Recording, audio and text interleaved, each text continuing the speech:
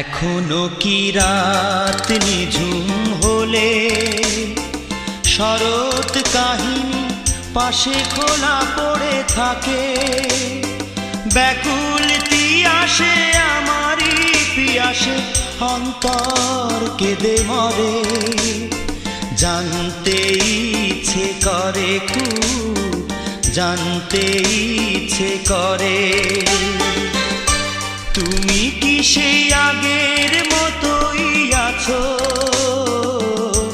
তুমি কি সেই আগের মতোই আছো, নাকি অনেকখানি বদলে গেছো?